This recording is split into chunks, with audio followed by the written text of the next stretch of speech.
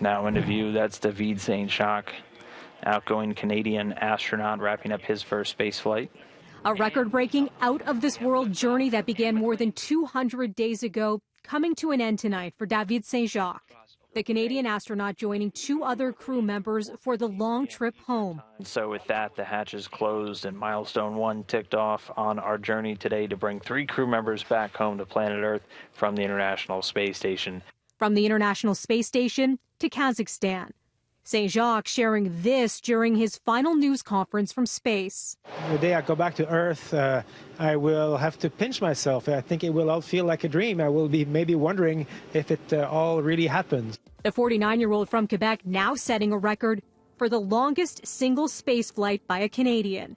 During his mission, he conducted a host of experiments, carried out a more than 6-hour-long spacewalk, and became the first Canadian to use the Canadarm2 to perform a cosmic catch of cargo.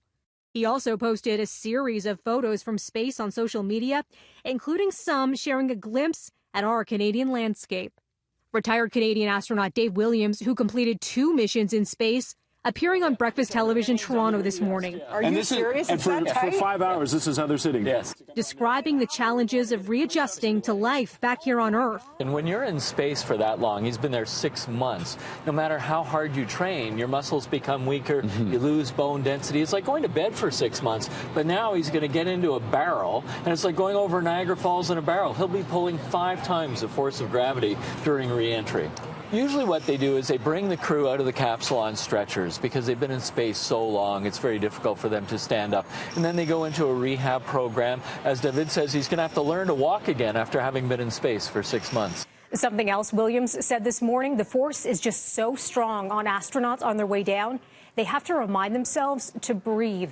As for Saint-Jacques, we're expected to hear from him soon during a news conference on Friday. That's in Houston. And then he's set to return home here to Canada next month.